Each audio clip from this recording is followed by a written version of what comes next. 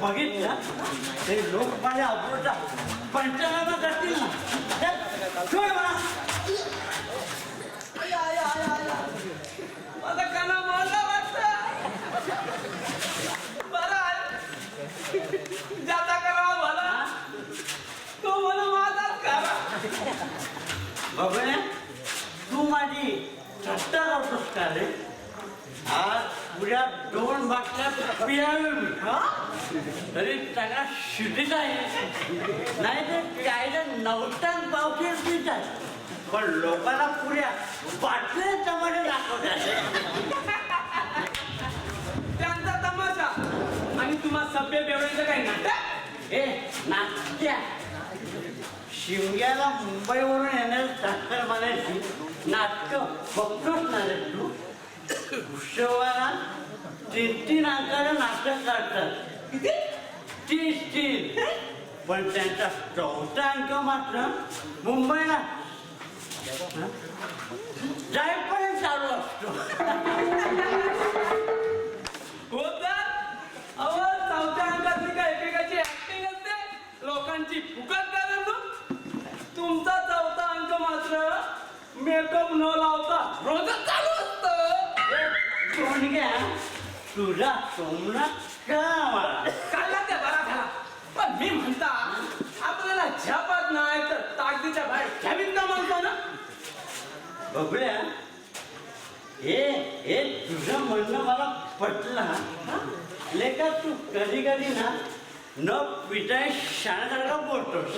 म्हणजे तुला थोडी का होईना अक्कली आहे. अहो अक्कल आहे असं सगळेच म्हणतात. पण उपयोग काय? लगीन करून सुद्धा बायकोला रांधत नाही. स्वप्न बाजारात अहो पोरं माझे टिंगल करून 10-14 माझ्या अजूनचा खोबरं करतात. त्यांचं काय करू म्हणतात. बाबल्यात काय दमच नाही. बबड्या अशा इकडे तुझी बायको तुझ्याबरोबर नांदत नाही ना त्यावर मी तुला एक रामबाण उपाय सांगणार आहे. हो, सांगा सांगा सांगा. बबड्या तू माझ्या बरोबर ना दारू पियाला सुरुवात कर. अहो मी दारू प्यायला सुरुवात करू. चांगला उपाय आहे हो. बबड्या दारू पियाल्यावर ना 12 रेड्यांचं बसंत आपल्या अंगात. एकदा कसं दारू पिऊन साखरवाडीला जा आणि तिथं जाऊन धमाल कर. मग बघ बायको मुखात पण येते की नाही. नाही नाही नाही नाही नाही. अहो मी जर दारू पिऊन सासूरवाडीला गेलो ना तर माझी सासू कुठं आहे ते? अहो माझ्या अंगावर कपडे काढून परत पाठवील मला. तुम्हाला माहित नाही राक्षसी अवतार आहे तिचा बाबा.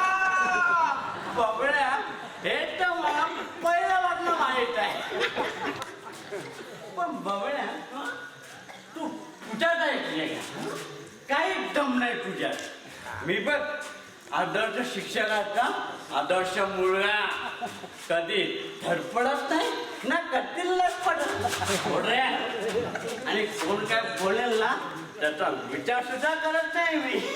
यालाच म्हणतात हो निर्लज्ज सदासुखी. आहे का ना माझी कमाल. कमाल कसली सगळी बेवड्यांची धमाल आहे धमाल.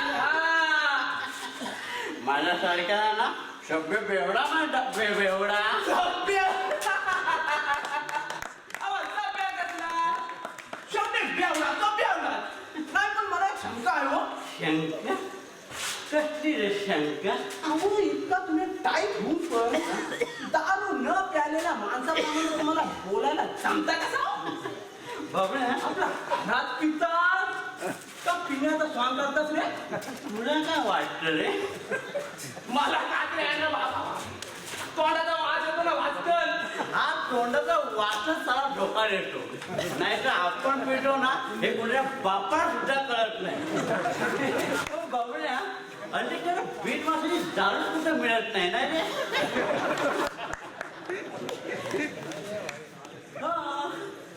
बघता काय अहो तुम्हाला लोक काय बोलतात काय वरून? हो अशा लोकांचे ना भर चौकात कपडे काढून त्यांची खेकड्याने पूजा करायला हवी मग. काय होणार नाही. तुम्ही केटराला पूजा केलीच काय नाही ह्याला केटरानं मारलंच काय. जे काय तुमची खेटर आहेत ना ती तुटतील पण ह्यांची हे सवय काय मात्र जाणार नाही. बघूया तू जा आता. मी पण जातो झोपायला.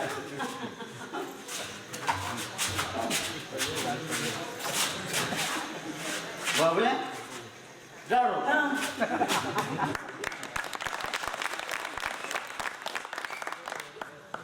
पक्क एवढं बनलंय तरी सुद्धा स्वतःला सभ्य समजतंय. बाई मरो साधा काम नाही यांचा. सुरेखा ताई साधा काम करतच नाही हे.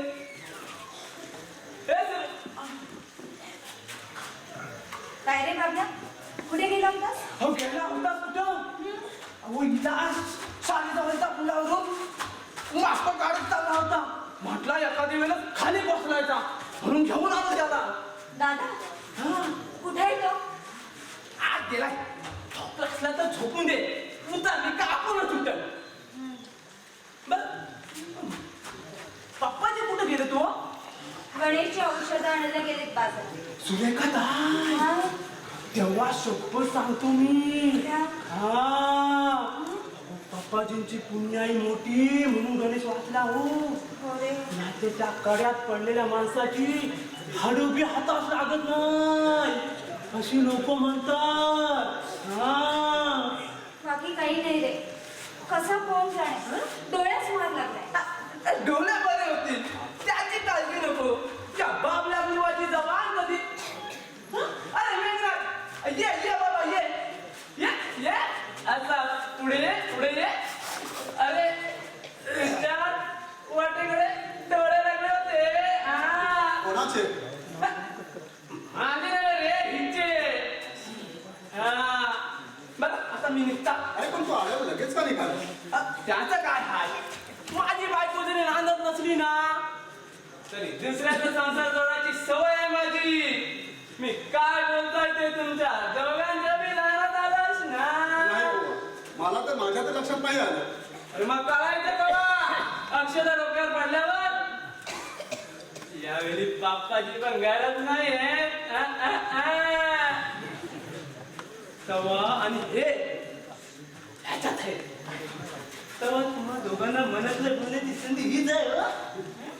तेव्हा घाबरायचं काम नाही. चानच मिळतंय तर सोड नाही माणसानं. या तुम्ही.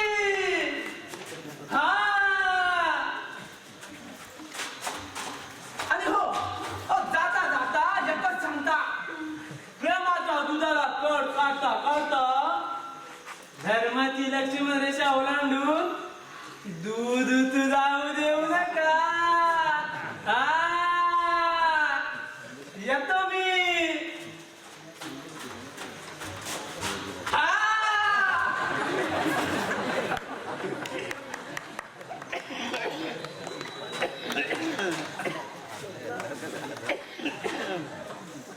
हा बबल्या पण ना पावलटच आहे लगेच.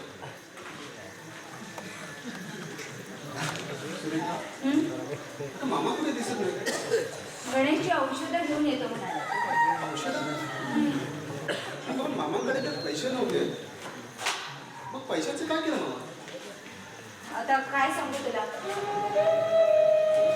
अरे पप्पांनी आईची आठवण म्हणून एक दागिना ठेवला होता. तो आता विकणार आणि अगं पण मामाला सांगितलं होतं की पैशाची व्यवस्था करतो म्हणून. हो पण पप्पा म्हणतात तुला तरी किती त्रास द्यायचा. अगं त्रास कसा? मी कोणी बघा आहे का? असं नाही म्हणजे त्या भावांना भावाची आणि पोटच्या पोरांना जन्मदात्याची किंमत नाही. तिथे तू तर त्यांचा भाचा ना. नाही सर असं म्हणायचं नसतं. अगं संकटकाळी कोणाला मदत करत असताना नातेवाईकापेक्षा माणुसकीचा धर्म राखण्यासाठी जपायचा असतो. जेव्हा रक्ताचं नातं दूर जातो ना तेव्हा माणुसकीचं नातं उपयोगी पडतं. असा अनुभव आहे जगाचा. विलास आहे का घरात? दादा नाहीये घरात. हा विकास सुरेखा मी घरात नाही असं कुणी सांगितलं तर तुला दास अरे आता मी खरोखर जाणार होतो. बरं झालं तू भेटला असते. अरे काल तुला मी सांगत होतो त्याच्यावर विश्वासच बसत नाही. म्हणजे अरे आता तरी खात्री करून घे आणि तुझ्या आबरूचं खोबरं करून या गावभर खिरापत वाटायला निघालेल्या माणसांना वेळीच समजते. अरे नात्याला जरी मामाची मुलगी असली वाटेल तेव्हा कुरवाळायला ओरखेळातली बावडी नव्हे ती. विक्रांत, सुरेखा कधीच दारूच्या नशेत असलेल्या दादाला वाटेल ते सांगून भडकवण्याचा प्रयत्न करू नकोस. सुरेखा विक्रांतला बोलायचं काहीच काम नाही. माझ्या पाशात या घरात काय चालतंय ना ते मला चांगलंच कळतंय. चल चला ना घेतून विलास, काय रे तुझ्या का नाकाला मिरच्या तुमल्या दारूच्या नशेत रक्ताचं नातं विसरून बोलत आहेस तो. मी दारूच्या नशेत असतो ना म्हणून तुझा फावलंय रे. पाहिलंच विलास. अरे हे जग हे असं आहे. तुझ्या घरच्या माणसांना तुझी किंमत कवडीमुळे ठरवली. अरे तुझ्या घरच्या माणसांना तुझी भीती वाटत असती ना तर अशा ह्या परक्या माणसाने या घरात येण्याचं धाडसच केलं नसतं. आमच्या घरगुती गोष्टीत तुला नाक खुपसायची गरज नाहीये. गोष्ट घरगुती असली ना तरी हा विलास माझा जीवलग मित्र आहे. विक्रांत, तू आता अधिक बोलशील तर मेघना, तू नको काही बोलूस. तू जा आता. चाक आहे या बिघाड्याला घाबरून जाऊ की काय? आता उलट सुलट बोलून माझं डोकं दाखवू कसा. अरे नादार मित्राकडे अक्कल गहाण टाकल्या माणसा तुझ्या डोक्यात जागा कुठं आहे? माझं डोकं जागेवर नाही काय. मेघनाथ सुरेखाचा नाश सोडला नाहीत ना तर तुझ्या या तगड्या जागेवर राहणार नाही. विलास अरे तुला जर घरच्या माणसांची भीती वाटत असली ना तर मी आणि तो भुजंग तुझ्या पाठीशी खंबीरपणे उभे आहोत. तू फक्त इशारा कर. अरे तुझ्या आबरूशी खेळणाऱ्या माणसांचा कायमचाच बंदोबस्त करू आम्ही. ए बुक्कट, धमकी कोणाला देतोयस रे? अरे अशा पोकत धमक्यांना घाबरत नाही मेघनाथ. विलास, अरे आज तू अशा स्वार्थी माणसाच्या चक्रीवाहात अडकून घराघरात तुळशीपत्र ठराव निघालायस. भावा बहिणीची जन्मदात्याची परवा वाटेल असे झाले तुला. हे शाण्या माझ्या भावाबहिणीची काळजी मारायची जबाबदारी मी तुझ्यावर टाकली नाही समजलं. तुझ्या डोळ्यात जेव्हा नशा उतरेल ना त्याच दिवशी तुला रक्ताच्या नात्याची जबाबदारी कळेल. ए आता उलट सुलट बोलून माझं डोकं दाखवू नकोस. विलास, अरे आज तू ज्यांच्या गळ्यात गळा घालून फिरतोयस ना तीच माणसं उद्या केसांना गळा कापतील आणि तेव्हाच तुझे डोळे उघडतील. येतो मी. अरे मलाही मोठा शहाणा मला वाटलं डोस पाजणारा. अरे या विराटला शहाणपणा शिकवणारा माणूस अजून जन्माला यायचा आहे. आणि तू कुणाचं तोंड बघत उभी राहिलीस का? चल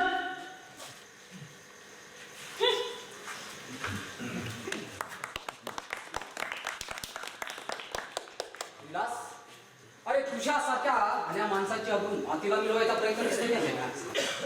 जाऊ दे. आता मी आलो होतो तुला खास आमंत्रण द्यायला. आमंत्रण अरे भुजंगांना पार्टी ठेवली नदीवर.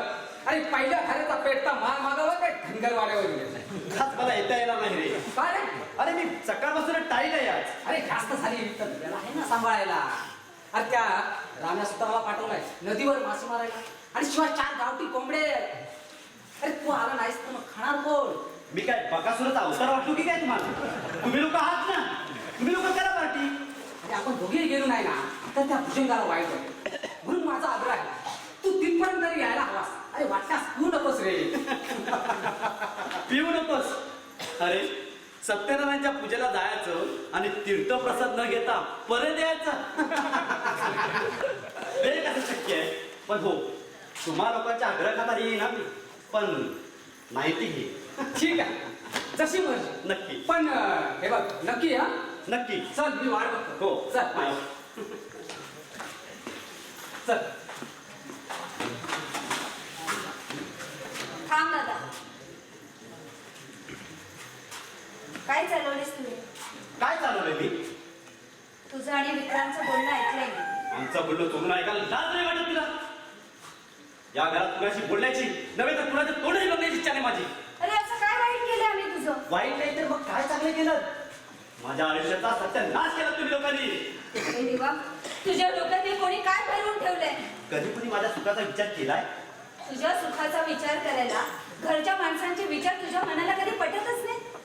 घरच्या मायेच्या माणसांपेक्षा तुझा जास्त विश्वास तुझ्या त्या दारुड्या नादान मित्रांवर. होय आहे माझा विश्वास माझ्या मित्रांवर, पण का तुम्ही लोकांनी कधी याचा विचार केलाय? नाही करणार. घरची माणसं परकी झाली की परकी माणसं जवळची वाटत माणसाला. ना? दादा अरे ऐक ना. हा?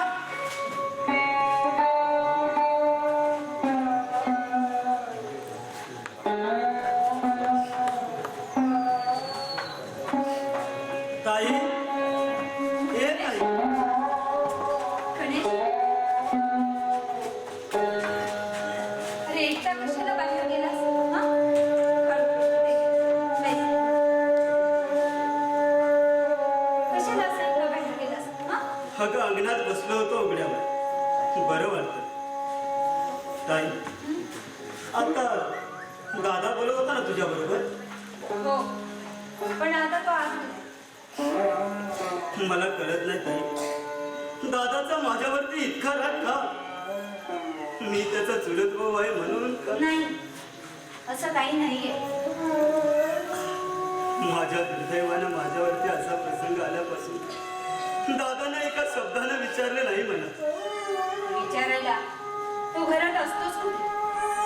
त्याला म्हणावं त्या भुजंगची आणि विक्रांतची संगत सोडून दे. आपल्या घराण्याची अब्रू नामोलीच करण्याचा डाव आहे त्या गावगुंडांचा.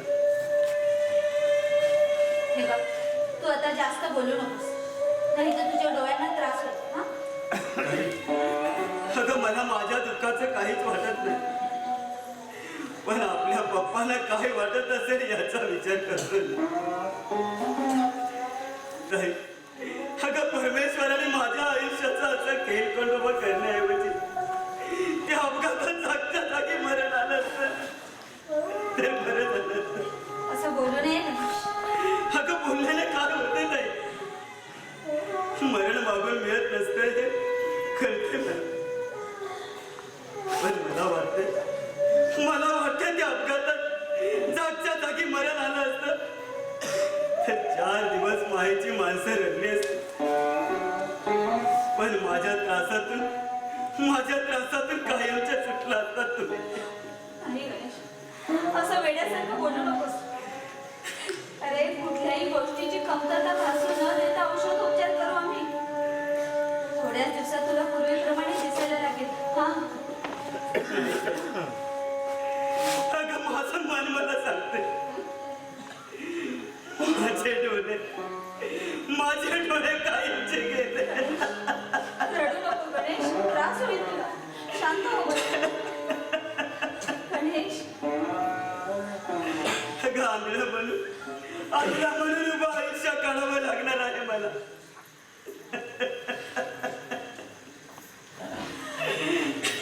गणेश तरी अगं नीतिमत्तेनं आणि माणुसकीनं वागणाऱ्या आपल्या पप्पांच्या शब्दाची किंमत नाही राखली मी. आज त्याची शिक्षा परमेश्वराने दिली आहे मला.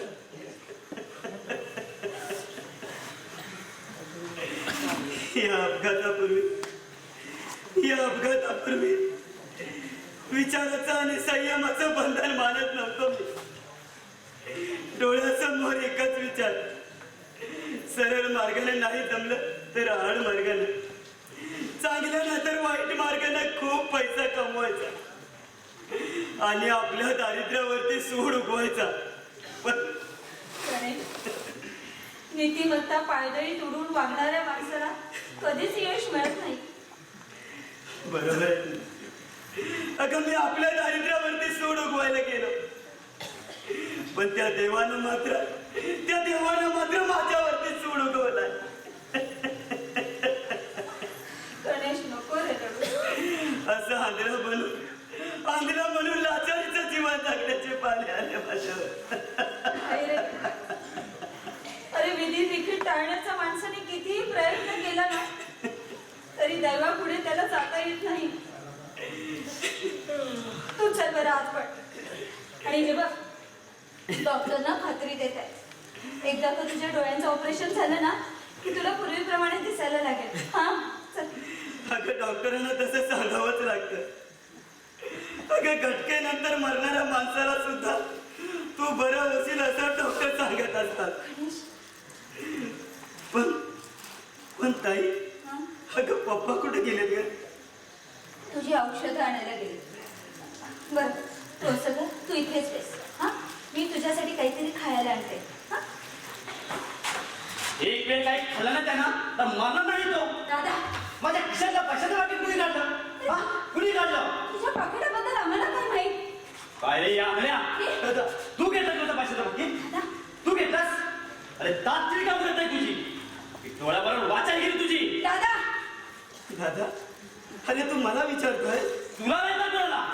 वाटेच्या माणसाला आंधळ म्हणाला तुझ्याबरोबर माझ्याबरोबर कुठं नाही. अरे पण मी कशाला घेणार तुझे पैसे? तुझ्या मनावर घालायला दादा जरूर तर देता येत नाही. उलट मला विचारतोस. घराच्या पैशाची चोरी करायला कुणी बाहेर तर आला की काय? अरे घरात कोण चोरी करणार? कुठेतरी पडलं असेल तुझं पाकिट. कुठेतरी पाकिट पडायला माझ्या इथून डोळे गेले नाही. तर जा चहा घेऊन ये मला. जा म्हणतो ना.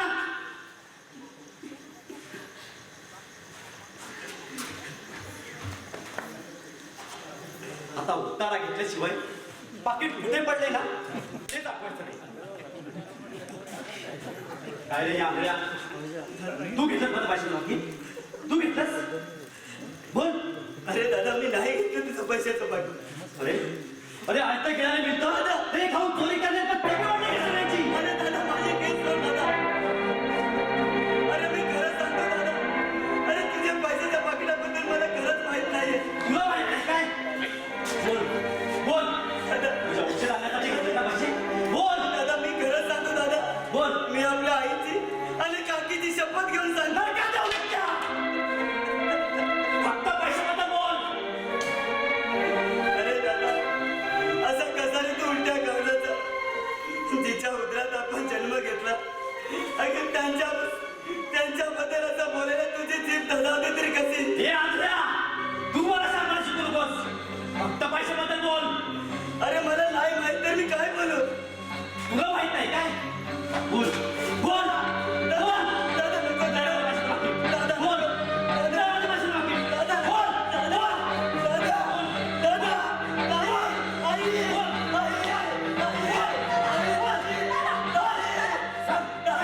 म्हणते ना? कोकणाला काय जीव चालला की काय तुला?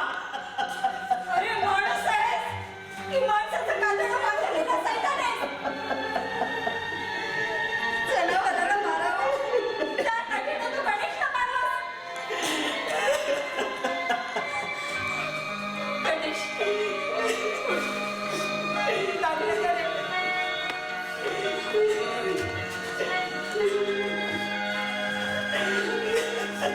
पैसे दे.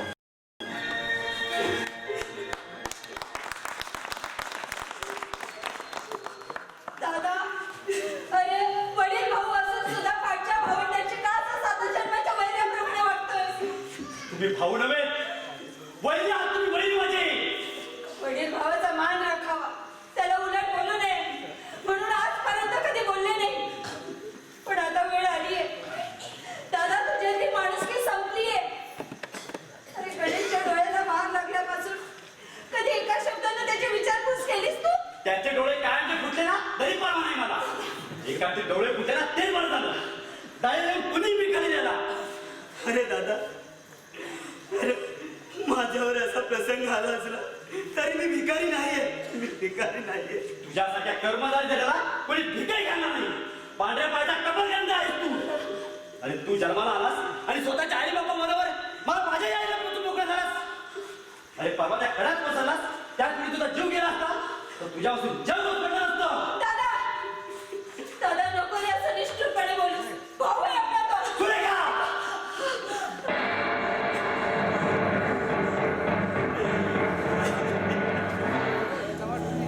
या आपल्याला कळवा घेऊन तू मला सांगायला शिकवतेस? मार. मनाचं समाधान होईपर्यंत मार. पण या घरात असं अभद्र बोलू नकोस. नाही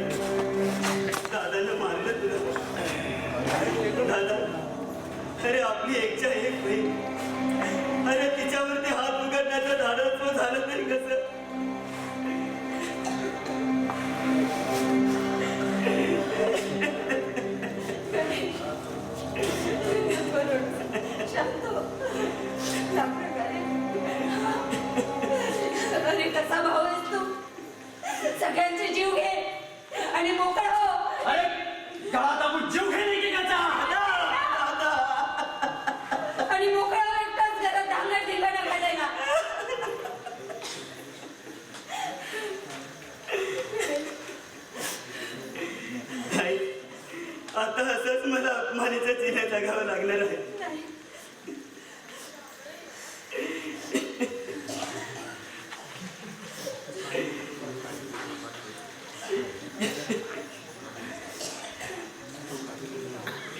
ताई, तू काही बोलू नकोस ताई. दादाचं म्हणणं खरं आहे. अरे माझ्यासारख्या आलेल्या माणसानं कशासाठी जिवंत राहायचं? त्यापेक्षा त्या अपघातात काय आमच्या सुखाचं मरण आलं असतं. कालची कत्तलच गेली असती ना. अरे माझ्यावरती असा प्रसंग आला तर मी तरी काय करू? अरे मग गळ्यात दगडामधून विहिरीत उडी घे, तरी मानू नाहीस तू. एकाचं मरण येणार सुद्धा ना नशीब असावा लागतो. तुझ्यासारखी माणसं अशी तडबडून मरतील. दादा पाया पडते मी तुझ्या. नाही ऐकवते आता मला हे. आणि तो नाही ना, मग कानात बोटं घालून घे आणि पप्पा आले ना की त्याला विचार, जर माझा पैशाचा बाकी मिळाला नाही ना तर तुला काही करणार नाही मी. दादा गोळी घालून की त्याला. ते पण ऐक तरी तुझ्या पैसे.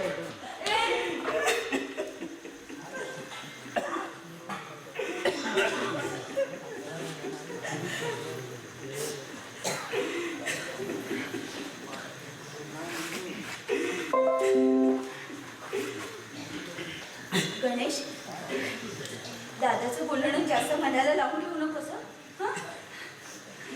ताई, आता असंच मला अपमानीचं जीवन जगावं लागणार. नाही गणेश, अरे एकदा का तुझ्या डोळ्याचं ऑपरेशन झालं ना की तुला पूर्वीप्रमाणे दिसायला लागेल. आपल्या गावदेवीवर माझा विश्वास आहे. ताई, अगं सकाळपासून तुझ्यासोबत बोलायचं होतं, पण शब्द ओठावरच अडकत आहे.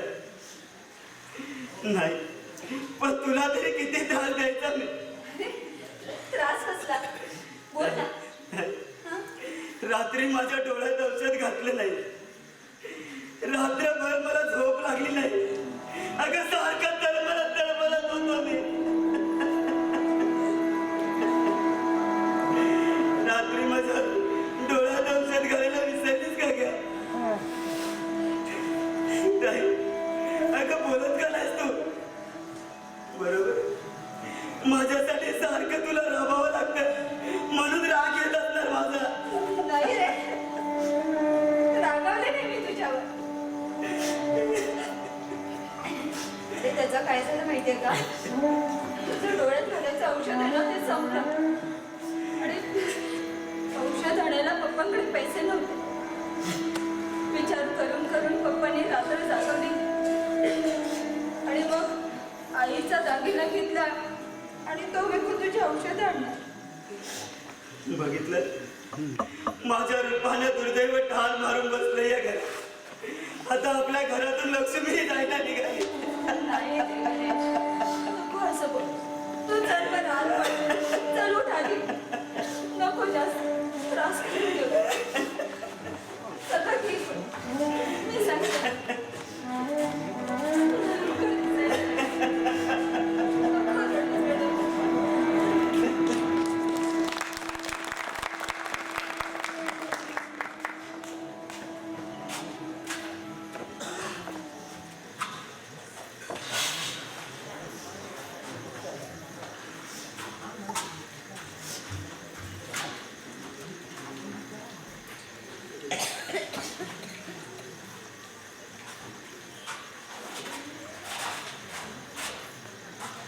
मेघना, जीवाला एकच काळजी लागून झाली. औषधोपचार करूनही गणेशला पूर्वीप्रमाणे दिसू लागलं नाही तर माझ्या पाठीमागं त्या आंधळ्या पोराला कोणी सांभाळलं? शेवटी भाकरीच्या कुकडासाठी कुणाच्या तरी दारात लाचार म्हणून बसावं लागेल त्याला. अहो मामा, असं काय बोलताय तुम्ही? आता ह्या वयात आधी काय बोलणार नाही. माझ्या डोळ्यापुढे अंधार दिसतो. आयुष्याच्या वाटेवर संकटाचं धोकं पसरतं. मेघना, मामा, मला जशी काळजी वाटते गणेशची तशी सुरेख येताना गाडीमध्ये खानविलचे नाना दळी होते. यंदा सुरेखाचं लग्न करण्याचा विचार आहे का असं विचारत होते.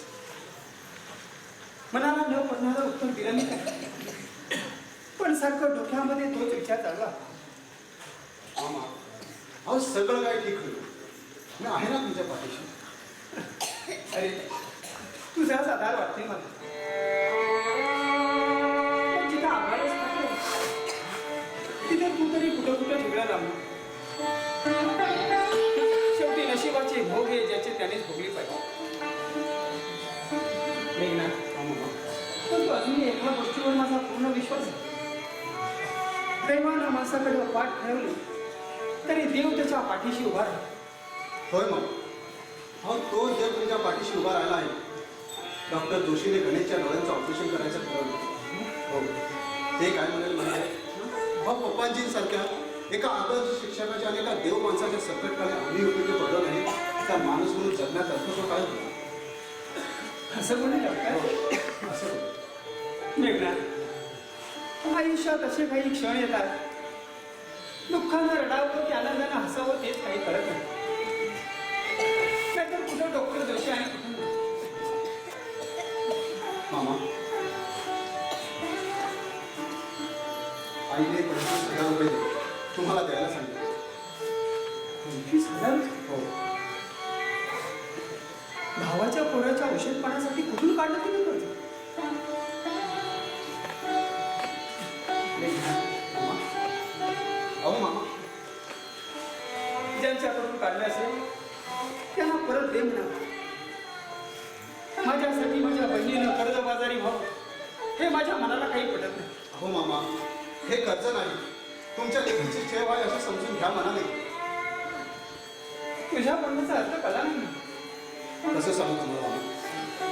अहो सुरेसाठी दागिने करावा त्याच्यासाठी पैसे साठवले होते आईने आणि सुरेखाला सून करून घेण्याचा निर्णय आहे आईचा. अरे हक्कानच बोलते ती.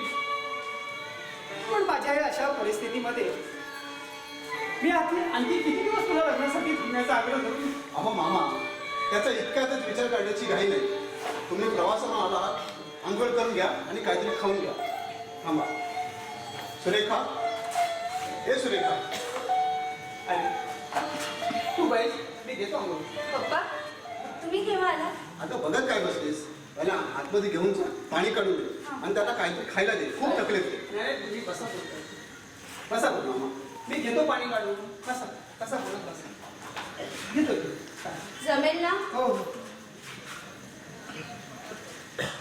सुरेखा हल्ली मामा खूप थकल्यासारखे वाटतात का. पण एक सांगतो का? अगं अगदी ओघाने आपल्या लग्नाबद्दल विषय निघाला. असं काय म्हणाले पप्पा? फार काही बोलले नाही पण आपल्या लग्नाला होकार आहे ना एवढं मात्र नक्की. पप्पा आत आहेत म्हणून जास्त लाडा देऊ नकोस. आणि बाहेर आले ना तरी ते काही बोलणार सुद्धा नाही. अगं बाई हा अगदी आकाशाचा चंद्र हाती लागल्याच्या आनंदात बोलतोयस. मग आहेस तुम्ही चंद्राची चांदणी.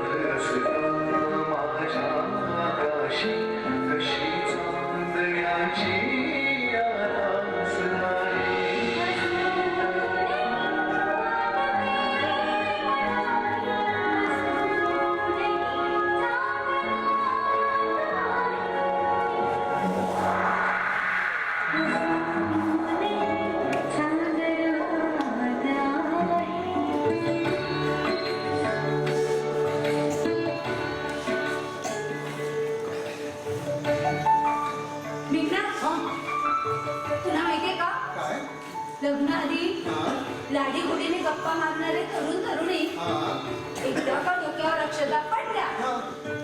अर्धाधिक आयुष्य भांडणातच घालवतात. अगदी बरोबर बोललीस. अगं भांडण कशाला म्हणतात ना ते माहीत नसले माझ्यासारखे भल्या शब्दाचा अर्थ नव्हता लग्नानंतर मात्र बायकोच्या भांडणात तरबेज होता का? ते कोणीतरी म्हटलंच आहे, अंगणाला तुळशीशिवाय आणि संसाराला भांडण्याशिवाय मजाच नाही. पण तू आताच भांडायला सुरुवात करू नकोस. म्हणजे मी भांडखोर आहे होय? आला वाटतं नाकावर. हो. काय करणार? अगं तरुणीच्या आहे ना नाकावरच रागाचा अधिकार खूप छान दिसतो. काय खरं आहे की नाही? सोडा सोडा सोडा सोडा सोडा सोडा. आज काय झालं नाही? मला तिथे मिळवलेलं नाही. बोला मला. काय सेवा करू आपली? अरे मेव्यासाठी आमच्या पक्षात थंड फिसुरी करणारे तुम्ही आमची कसली सेवा करा? आम्हाला मात्र आमच्या पक्षाचा नामशेष केल्याशिवाय शांती लागणार नाही. अरे आपण समजतोय महाराज वेडे आहे, पण आपले महाराज वेडे नाहीत ना. अरे कधी कधी शहाण्यासारखे बोलून भल्या भल्या थट्टा करतात बघ. हो तर अहो चोट पाठांतर असल्याप्रमाणे विदाउट काउंटिंग बोलतात तर सेनापती तुमचं डोकं ठिकाणावर ठेवा. साठी आणि तिथे नाकी झाली तुमची. तुम्ही म्हणजे पिकलं पान तेच फुल्या मला पिकलं पान बोलतो. सेनापती इतकं वाकडं राय आला आणि त्या वाकडं बघणार तुम्हाला. हो वाकलं नाही तर काय, हे बाबू आता पिकलं पान आहे का? आम्हाला माहित आहे काय पाणी पिकली नव गळून पडायची वेळ आली तरी त्याच्या देट्याला वळावं तो असं वाटलं मला की ना थोबाड मोडून तुझं. सेनापती आमच्या थोबाडाचा जरी चिन्ह केला तरी आमच्या निर्णयात काय बदल बदलणार नाही.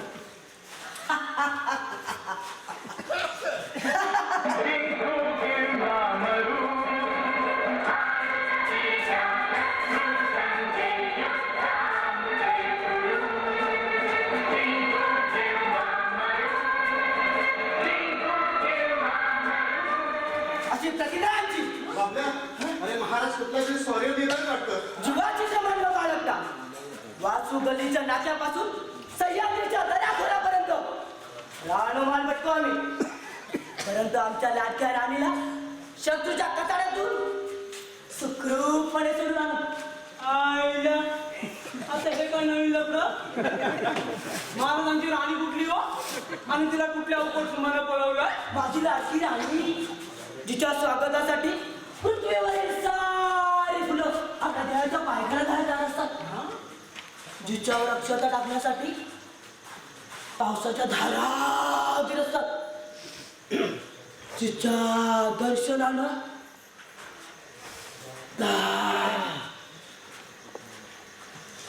काळोख्या रात्री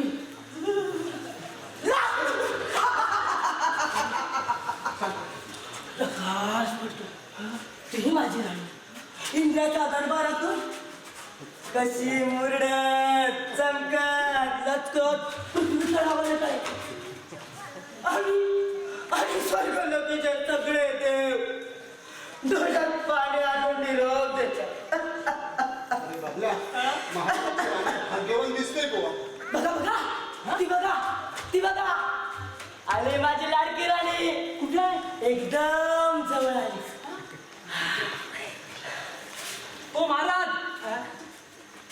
ओ तुमची ती लाडकी राणी का कोण ती सटी मला दिसत नाही कशी हो? अरे तुम्ही पापी तुमच्या सगळ्या बाब्याला ती दर्शनही देणार नाही. इकडे या.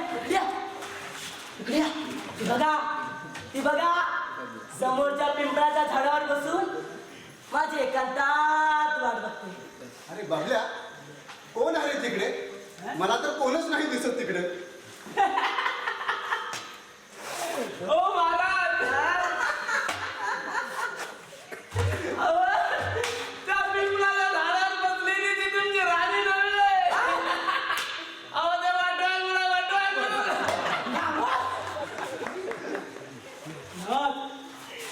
मला वाटतंय आपण महाराजांना खरोखर यायला लागलोय. तू आता एक काम कर, या महाराजांना ना त्यांच्या रंगमहालापर्यंत सोडून ये. हो हो मी त्यांना रंगमाला सोडतो चला. महाराज चला चला रंगमाला चला चला रंगमाला आमची राणी आमची आतुरतेने वाट पाहत असते.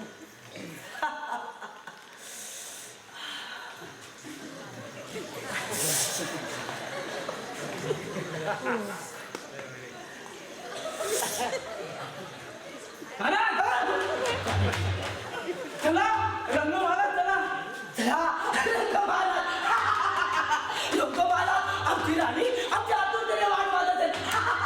हो, चला, चला, चला, चला, चला.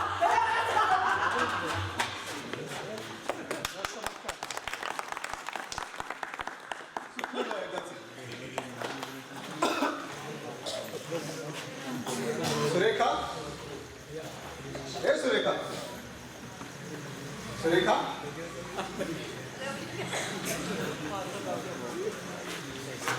मेघनाथ अरे अजून थांबलाच ना हो मामा वासवानी बबला इकडे आला होता आत्ताच गेला ना. अरे तुझी आई वाट बघत असेल म्हणून म्हटलं हो हो आणि तसे खूप उशीर झाला मामा निघतो मी हा. हो हो ये. हा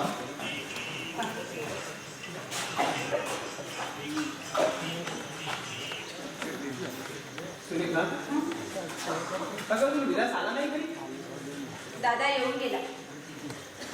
तुम्ही उन्हातून आला होता म्हणून आल्या आल्या काही बोलले नाही. पप्पा दादानं आज गणेशला काठीने मारलं. काय गणेशला पाठीला मारलं हो. अगं पण का अहो त्याचं पैशाचं पाकिट कुठेतरी हरवलं आणि त्याला वाटतं ते आम्हीच चोरलं.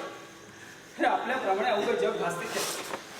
नशेमध्ये कुठेतरी टाकलं असं त्याने पैशाचं पाकिट पाटील कुठे आहे तो हरामखोर? कोणाच्या उगाच डोळं फुटते आपल्या पापी नजरेची फळ बघताय तो. मला कुठं तोंड लावून बसायचा कड्या. अरे असं बाहेर बोलायचं काय केलं म्हणे? हे तुमच्या काकाला विचार ना काय करायचे. सुरेखा अगं गणेश कुठे आहे? आज झोपलाय. कायमचा झोपला नाही ना तो. विक्रांत गणेश गणेश बाहेर ये. आज परत गावातली माणसं आपापचा कुठू जायची, परंतु मी माझ्या बहिणीवर मूर्खासारखा विश्वास ठेवला. तिच्या बोलण्याकडे दुर्लक्ष केलं मी. आता विचार या तुमच्या काळजाला सुनंदाचे आणि त्याचे कोणत्या प्रकारचे संबंध आहेत ते.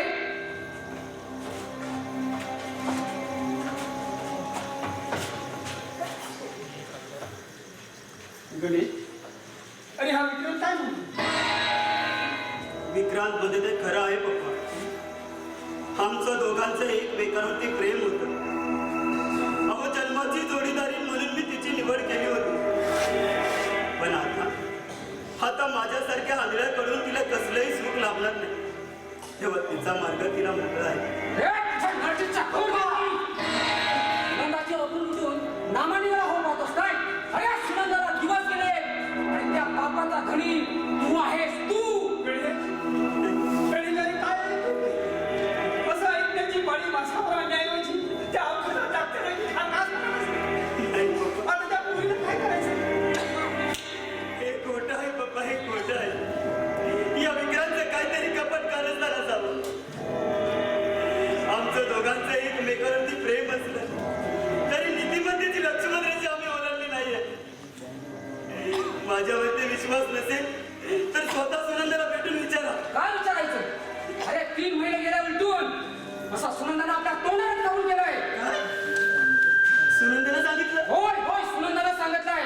पप्पा, सुनंदा असं काही सांगेल यावर माझा विश्वासच बसत नाही. पण पप्पा,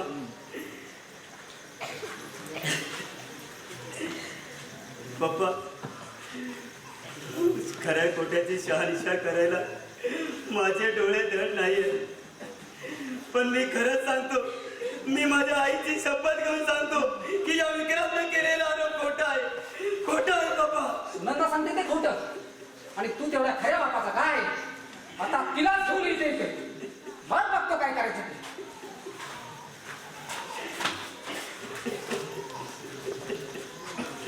पप्पा, पप्पा मला शंका येते पप्पा. माझ्या अशा परिस्थितीचा फायदा उठून कदाचित ती चांडाळी कोणाचा तरी पाप माझ्या नावावरती खप्पू बघत असेल. चुप!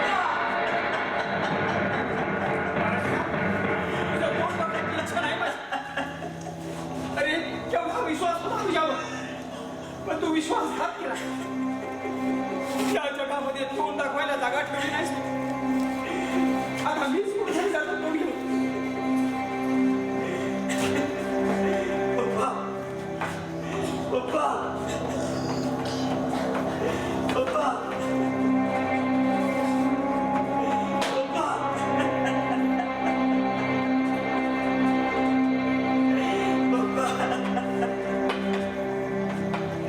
पप्पा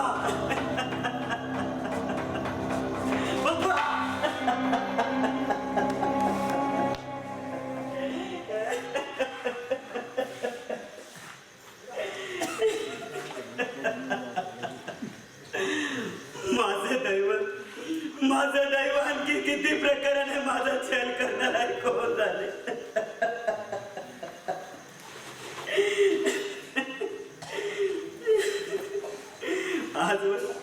आजवर पप्पाचा तरी विश्वास होता माझ्यावर, आज तोही राहिला नाही. यापुढे कोणाच्या आधारावर जगायचं मी. अहो कोण आहे माहिती माझ्या.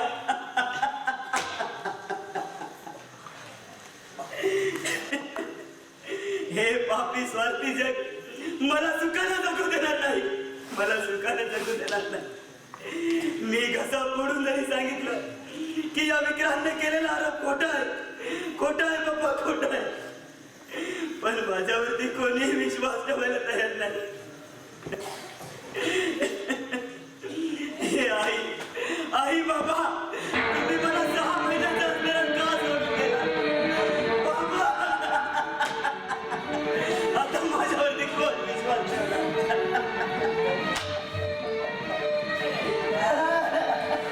अरे आंधळा, रडारड कसली चालले. म्हातारा चुलता खपला की काय. भुजंग, अरे देवाला तोंड दिलं तर नीट बोल. जा त्या खेड्याला सांग भुजंग पाटील आलाय. जा म्हणतो ना.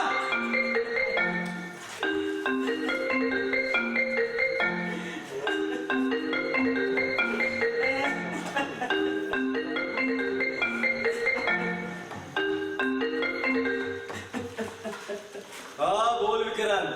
हा आलोय. हो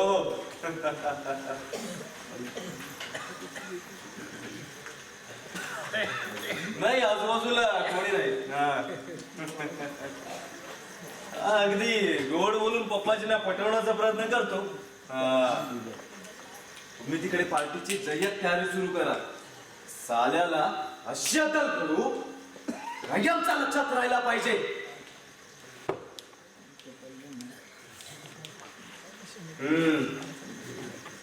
हा हा हा हा करतो करतो. हो हा हा चल चल. हा नमस्कार पप्पाजी. बस येऊन जाईल.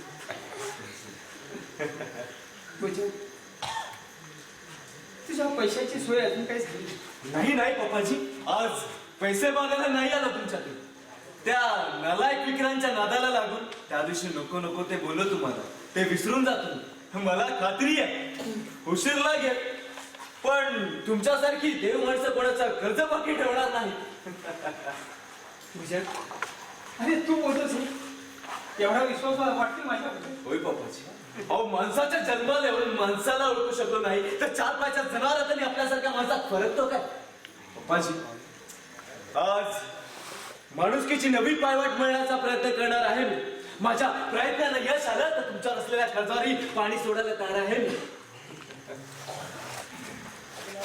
तुझ्या बोलण्याचा अर्थ कळणार नाही.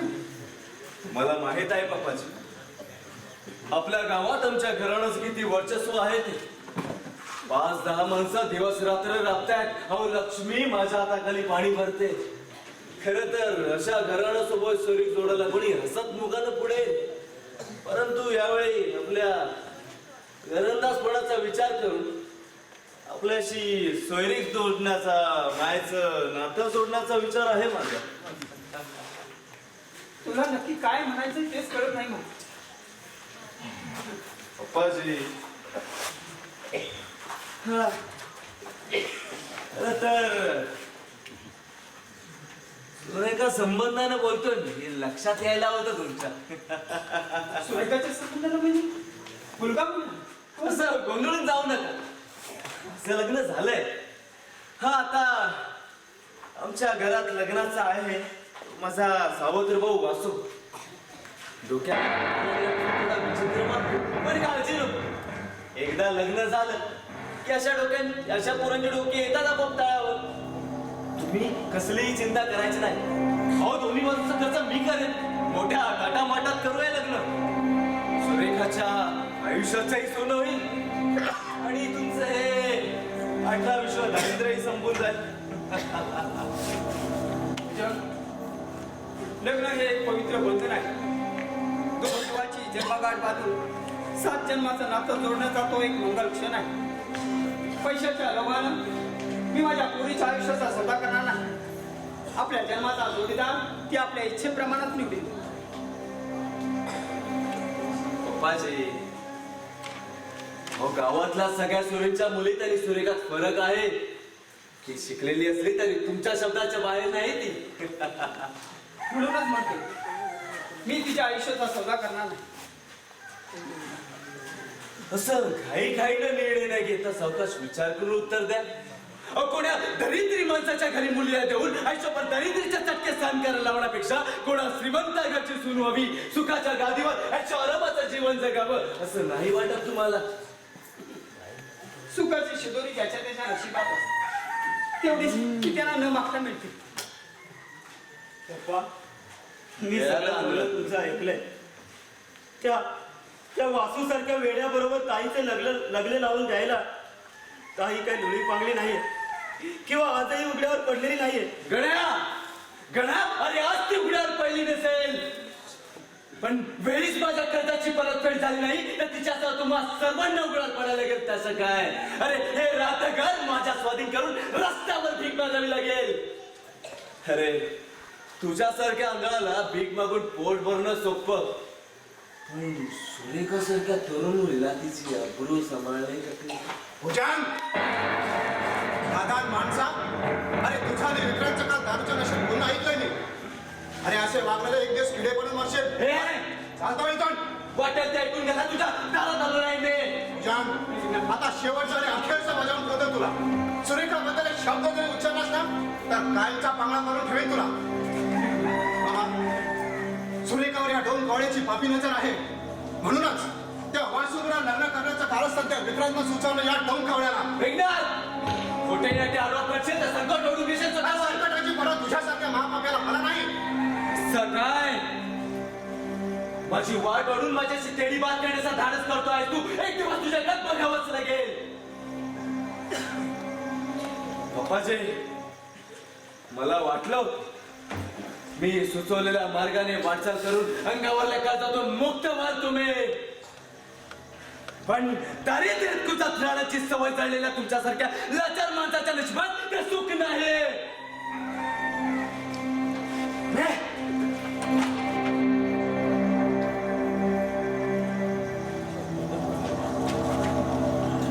चार दिवसाची मुदत देतोय.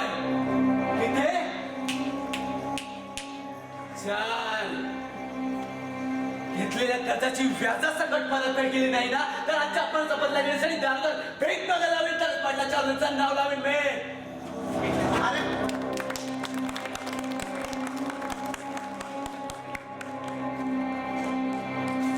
संकटाचं वादळ चारी बाजूला सुटले नाही. या वादळाच्या तडाख्यात सापडली. या वादळाच्या तडाख्यानं माझं काही बरं वाईट झालं तर माझा सुरेखाचा कसं होणार? या काढल्यानं सुनंदाची अब्रू. सुनंदाची अब्रू? मामा, विक्रांतच्या बहिणीने सुनंदाला ही चिठ्ठी दिली म्हणून परत आलो. चिठ्ठी? हो. मेघनाथ, अरे दुसऱ्याचं पाप माझ्या नावावरती खपून माझं नाव बदनाम करणाऱ्या त्या गुंठेचं नाव विचार तुमच्या घरात. महेश, अरे काय बोलतोयस? मला काय समजलं नाही. आणि काय केलं सुनंदा? आणि कसं सांगू तुला बघणार? तो विक्रांत म्हणतोय सुनंदाला दिवस गेला आणि त्या पप्पाचा घरी हा लाडका गणेश आहे. पण आता हा कबूल होत नाही. नाही मामा, गणेशच्या हातून कोणताही असा गुन्हा घडणार नाही. गणेशवर माझा पूर्णपणे विश्वास आहे. मामा, सुनंदाने दिलेली चिठ्ठी त्याच्या संदर्भात नाही ना? बघा तर. बघ बघ, तूच वाचून बघ. मला तर काहीही सुचत नाही. हा पोरगा धड असता तर सुनंदासारख्या पोरीला हसत लोकांनी या घरची सून म्हणून आणली असते. पण अशा अवस्थेत लग्न लावून जन्मभर तिची जबाबदारी घ्यायची कोणी? बघ, या पत्रात काय लिहिले ते वाच. हा वास्तव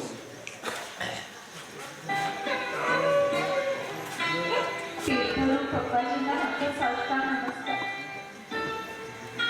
खरं तर तुम्हाला प्रत्यक्ष भेटून खरं सांगायची इच्छा होती.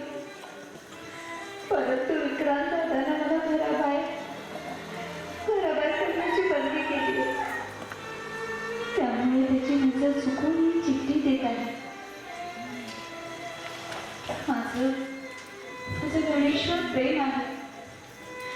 ते कळल्यापासून तो माझ्या लग्नाच्या खटपटीला लागला.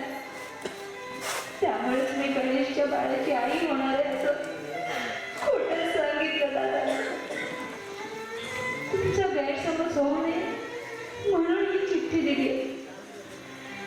आमचं एकमेकांना प्रेम असलं तरी निती धर्माची लक्ष्मण रेषा आम्ही ओळखली नाही. माझ्या दादावर नाही इतका तुमच्यावर माझा विश्वास आहे. यातून तुम्हीच काहीतरी मार्ग काढा. आज दुर्दैवाने गणेशवर असा प्रसंग ओढवला असला तरी मी मोलमजुरी करून गणेश बरोबर संसार करेन. जन्मभर त्याला साथ देईन. नंदा, मेघना, माझा गणेश दोषी नाही. माझा गणेश दोषी नाही. माझा राजा. अरे मी उघाच बोललो तू. गणेश, गणेश, गणेश, गणेश, मेघना, अरे गणेश कुठे गेला? हो, असेल इथं बाहेर असेल तर आतमध्ये बसला असेल. गणेश असं काही करणार नाही याची खात्री होती ना. पण गोंधळ्या अवस्थेत मीच त्याला दोषी ठरवलं. वसाडी पडली तोंडावरती. मी म्हणता झपत ना तर ताकदीच्या बाहेर घ्यावीत ना माणसानं. फुकट मिळली म्हणून कशी पण पियाची नाही तर काय.